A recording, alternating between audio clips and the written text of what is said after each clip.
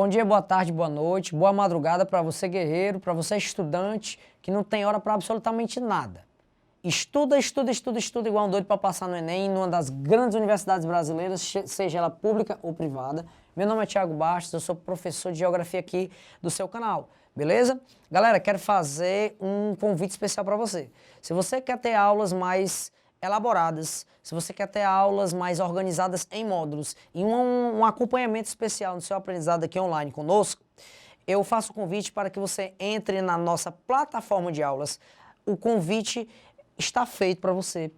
A plataforma, o endereço é www.noenem.com.br. Beleza, galera? Vou falar de novo o endereço para você, tá? www.noenem.com.br, tá? Eu tô rindo aqui porque eu gravei esse convite assim umas 10 vezes para me poder aprender o endereço da plataforma, porque às vezes tem um delay, tá entendendo? E aí às vezes eu esqueço das coisas, tá, pessoal? Mas é assim mesmo, né? De vez em quando dá tilt, né? Dá tilt e é normal. E assim, galera, vá lá na plataforma www.noenem.com.br. Vou falar de novo, tá? www.noenem.com.br. Vai lá, acessa a nossa plataforma, tem lá uma pancada de aula tudo organizada em módulos para você, tá bom? E a gente vai poder, né, conversar e você vai ter um acompanhamento especial do seu aprendizado online, tá bom, galera? Conte conosco, vá lá, visite a nossa plataforma, tá bom? Vamos lá, continuando com o assunto conflitos agrários no Brasil e o papel, né, do Estado nessa confusão toda, né? Professor, tem mais coisa que o Estado está metido nesse negócio? Tem, pessoal, mas é óbvio. Tu pensa que só as leis conservadoras, a classe latifundiária, né? Só as leis conservadoras, a quem tem muita terra aqui no Brasil, se limita ao papel do Estado nesse processo? Claro que não. Galera, nós temos outros papéis, né? Outros papéis a gente vai ver agora. Vamos lá, slide cheio para a galera. O papel do Estado nesse processo, claro, pessoal, as bancadas ruralistas, né? As várias bancadas ruralistas que passaram no Congresso Nacional durante esse decorrer histórico desta República Tupiniquim que se desenvolve até hoje, né? Desta democracia fragilizada por tantos impeachments e golpes que aconteceram no decorrer da nossa história. Por exemplo, a nossa bancada ruralista hoje, ela é nada mais, nada menos do que 1/4 do Congresso Nacional. É a maior bancada de políticos que nós temos aqui no Brasil, é a bancada ruralista. São mais de 160 deputados. Como é que é, professor? São mais de 160 deputados, são 2 senadores e todos financiados por grandes produtores rurais ou empresas ligadas ao setor do agronegócio ou mesmo propriamente latifundiários e grandes produtores agrícolas que utilizam de toda a máquina do Estado para se auto-beneficiar nesse processo de conservação de terras. Mas que sacanagem, professor. Pois é, galera. Como se não bastassem essa utilização da máquina do Estado brasileiro para garantir os seus privilégios enquanto a grandes proprietários de terra ou parentes de proprietários de terra ou indivíduos que são financiados por esses proprietários de terra, a bancada ruralista, por vezes, utiliza o poder que tem, né, já que é 1/4 dos deputados da nossa Câmara de Deputados Federal, utiliza todo esse poder que eles têm de voto e de veto dos projetos do Executivo para muitas vezes pressionar o Poder Executivo em projetos como o fim da demarcação de terras indígenas. Como assim, professor? Fim de demarcação? O indígena ele tem direito à terra dele. A FUNAI, Fundação Nacional de Amparo ao Índio, estabelece em lei, né? Há uma legislação indigenista que estabelece o direito de terras indígenas aqui no Brasil. Galera, mas a bancada ruralista aprovou projeto, inclusive recentemente, que caça, né, o direito a reservas indígenas aqui no Brasil. Complicado, né? E essa mesma bancada ruralista, por vezes, apresentam projetos de benefício próprio, como, por exemplo, taxa de juros menores, né, aos bancos públicos para financiamento de maquinários, fertilizantes, insumos. Se a gente entender que sim, tem um sentido macroeconômico nesse processo, quando o latifundiário no Brasil, grande produtor rural, tem mais acesso a crédito facilitado e perdão de algumas dívidas, ele consegue produzir mais e o nosso produto fica mais, nosso produto agrícola passa a se tornar mais competitivo no mercado de commodities, sim, isso é muito bom. Mas quando a gente entende que muitos produtores rurais utilizam isso, esses atributos, né, para acumularem riqueza e se beneficiarem de investimentos e de dinheiro do Estado, isso acaba se tornando contraditório, né? Acaba se tornando uma contravenção às nossas leis aqui no Brasil. Então, sim, a bancada ruralista ela tem grande participação nessa política de conservação de terras na mão de poucos indivíduos, tá bom? Então, não pense que a bancada ruralista ela trabalha só para desenvolver o agronegócio brasileiro. É claro que não. Há, sim, claro, políticas de desenvolvimento do agronegócio e de tornar o nosso produto agrícola mais competitivo no mercado internacional de commodities. Mas, galera, há muita perseguição social para as minorias que precisam de terras no Brasil, como os quilombolas, né? Trabalhadores rurais de subsistência e os indígenas. Tranquilo, galera? Beleza? Continuando, vamos lá. Continuando, só um minutinho que eu derrubei a caneta no chão. Peraí, só um minutinho ainda, fica aí, não sai daí não, tá aí, peraí. Aí. Pronto, voltei, vamos lá. Tá aqui a caneta, ó, esse negócio aqui eu fico espetando aqui, eu fico cutucando esse negócio aqui, aí fica passando os slides para você. Então por isso que eu tenho que ter esse negócio aqui na minha mão, porque senão não rola a aula, já que eu deixo tudo no slide direitinho para vocês só copiando, tá bom? Então vamos lá, continuando, opa, deixa eu voltar o slide aqui, pronto. O outro problema do Estado é a morosidade nos processos. Galera, aí eu peguei um processo para você, você vai ler aí, ó, página 1 de 52.769 resultados. Está no Tribunal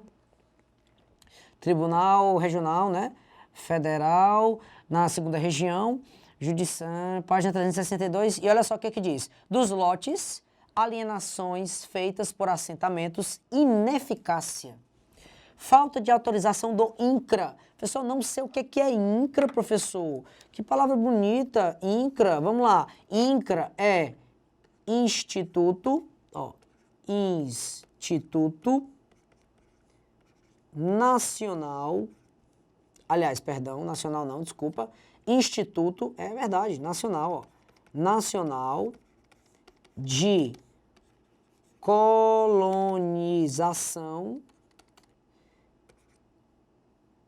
Agrária, Instituto Nacional de Colonização, opa, deixa eu apagar aqui, e Reforma Agrária no Brasil. Ou seja, Instituto Nacional de Colonização e Reforma Agrária é um órgão federal, tá, galera?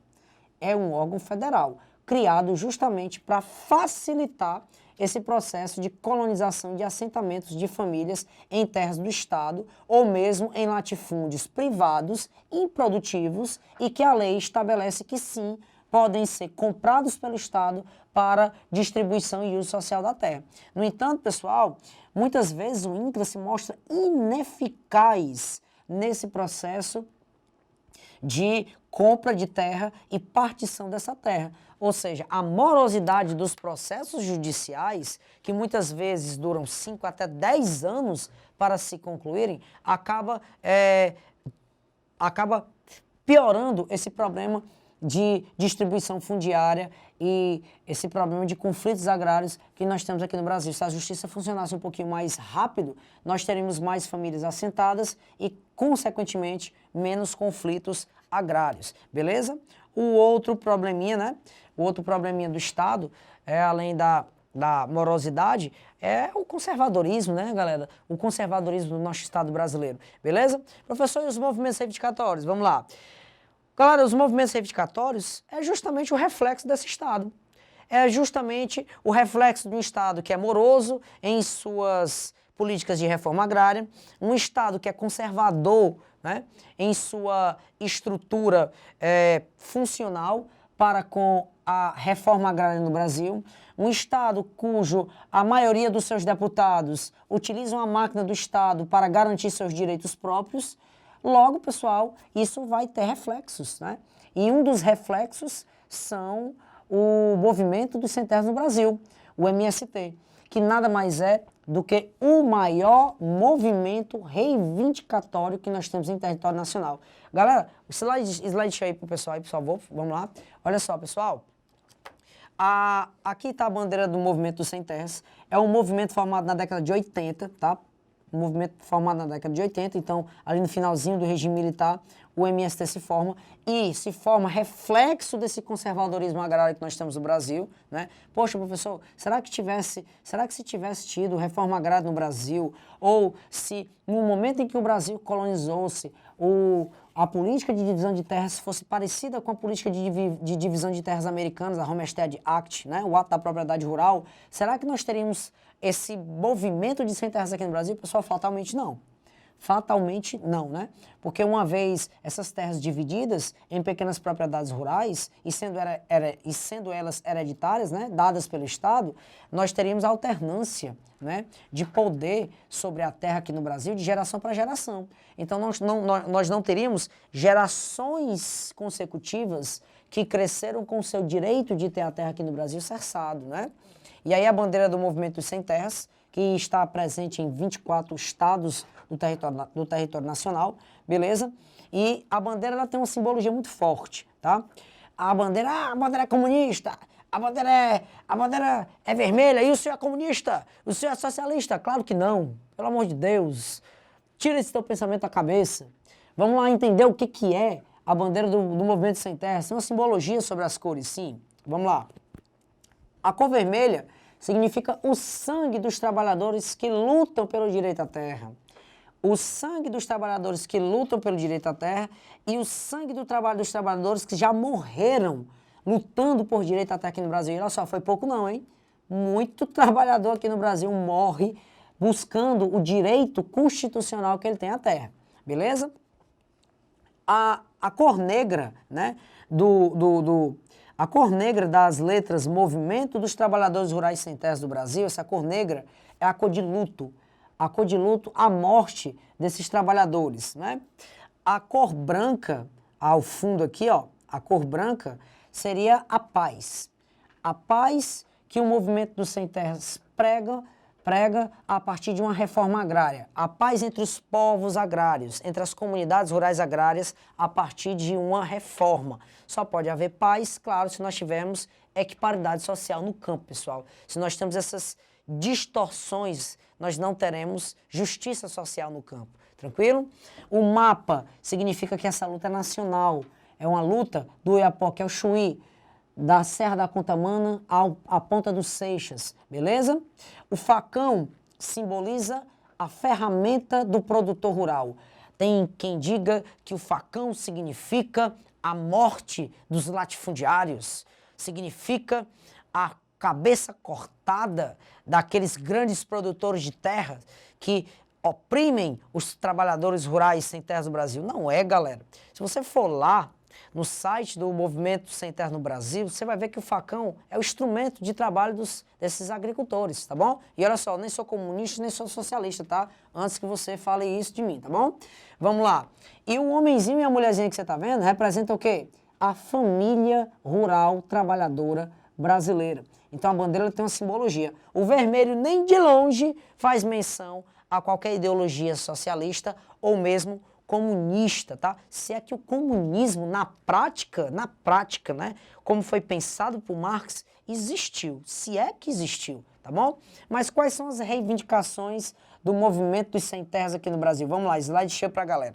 Primeiro, o fim da cultura do latifúndio, essa é clássica, o fim da cultura do latifúndio, a cultura do latifúndio improdutivo, a justa reforma agrária, tranquilo?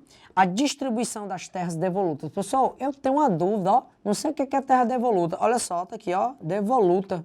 O que é terra devoluta? Galera, terra devoluta é terra pública, tá? Não esqueça disso. Esse termo já caiu no Enem. Terra devoluta é terra pública. O pessoal pensava que era terra privada. Não, galera, a lei diz que terra devoluta aqui no Brasil é terra pública e se estiver numa condição de privatizada, ela deve ser devolvida ao Estado. Tranquilo? Isso é terra devoluta. Massa? Continuando. Professor, beleza. Quais são as práticas do MST? Ó, galera, como o MST é um movimento de reivindicação de terra no Brasil, nós temos, sim, um ideologismo muito forte sobre esse movimento, um ideologismo político muito forte, tá? É claro que a bandeira tem uma ideologia que não remete a um sistema socialista, a um sistema comunista, o fato de ser uma cor vermelha, remete ao sangue, né, da luta dos trabalhadores rurais. Mas sim, a prática reivindicatória do MST tem forte conotação com a esquerda política brasileira, tanto a esquerda moderada quanto a esquerda mais radical, né? Porque a gente entende que a gente tem a centro-esquerda, tem a esquerda radical e tem a esquerda mais moderada, né? E o MST está muito mais alinhado à esquerda moderada e à nossa esquerda radical aqui no Brasil. Mas quais são essas práticas do MST? Galera, o MST utiliza principalmente das chamadas... Opa, deixa eu só apagar aqui. Das chamadas invasões. As invasões. O MST, como é um movimento reivindicatório, ele invade tanto propriedades quanto repartições públicas, tá? Propriedades privadas e repartições públicas. O MST ainda também invade propriedades públicas, que também são chamadas de terras devolutas, né? Terras devolutas. Então, o que o MST utiliza, o atributo que ele utiliza é a invasão. Basicamente isso, tá? Professor, mas as práticas do MST nem sempre são politicamente corretas, né?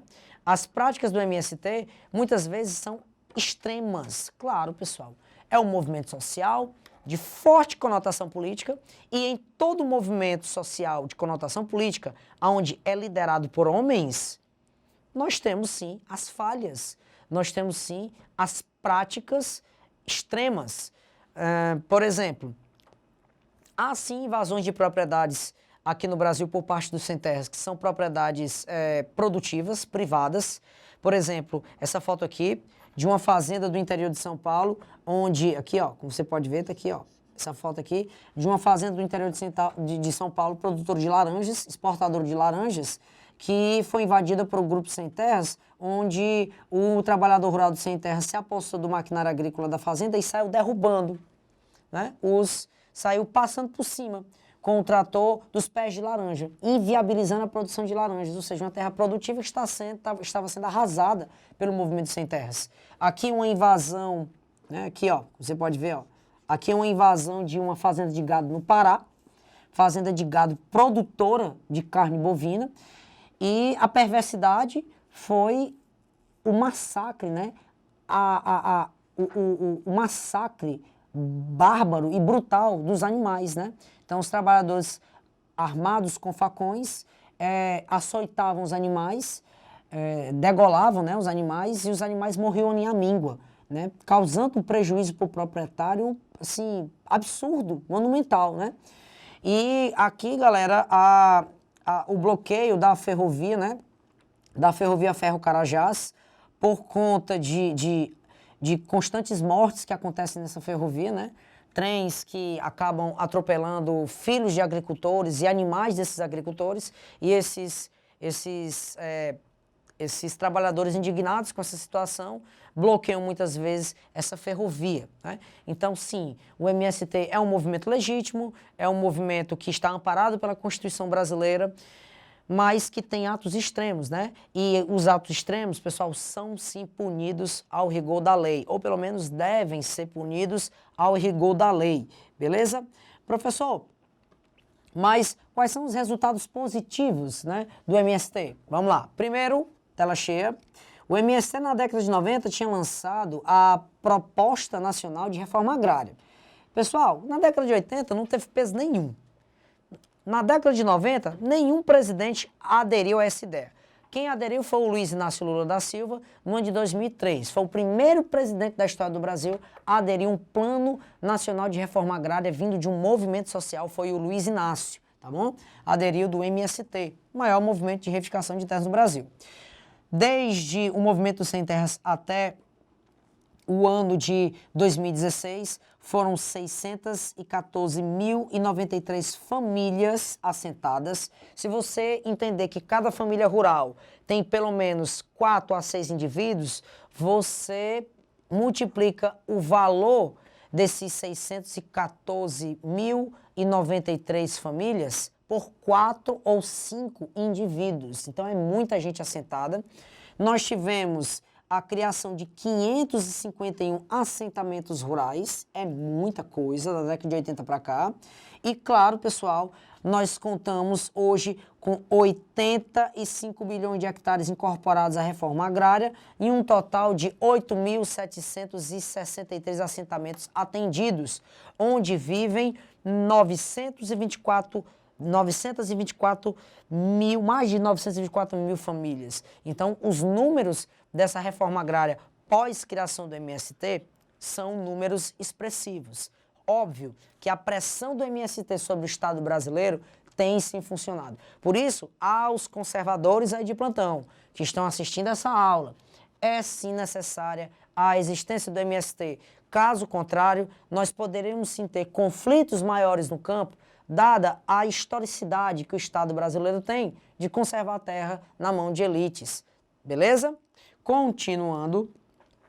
Professor, e quais foram os presidentes dos governos que mais assentaram famílias aqui no Brasil? Vamos lá. Eu peguei esse gráfico aqui muito interessante e aí eu coloquei 2 presidentes, né, que possuem linhas políticas paradoxais, né?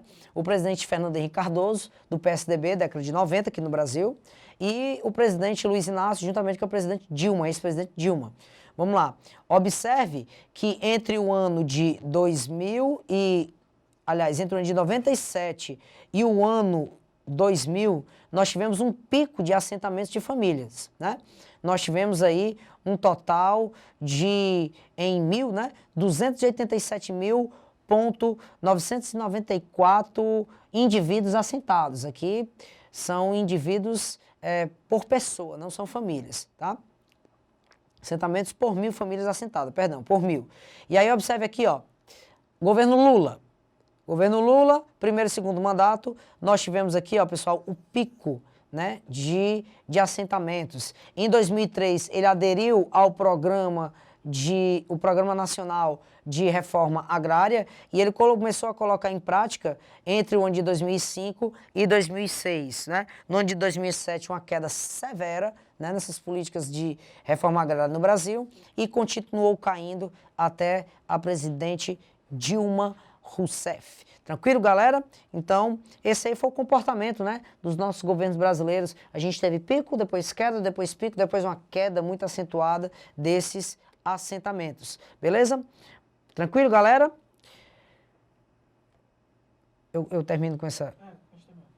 Tranquilo, galera? Então até o momento, nós temos as seguintes informações. O Estado brasileiro não segue uma linearidade, né? Não segue uma condição linear de assentamentos. Tem picos de assentamentos, depois retrocesso, depois pico novamente. Depende muito da condição momentânea de governo, da ideologia do governo e tal. E a gente viu que a condição do MST é uma condição importante nessa luta de reforma agrária no Brasil e que o MST, pessoal, é um movimento legítimo, amparado pela Constituição brasileira, que sim, tem práticas extremas em suas reivindicações, mas que também tem suas práticas legítimas de luta para uso social e reforma agrária da terra no Brasil. Beleza? Um forte abraço, fique com a gente no canal Neném BR, visita a nossa plataforma, tá? Visita a nossa plataforma que tu vai ter aí um acompanhamento mais massa, mais especial, beleza? Um forte abraço, beijão, tchau, tchau.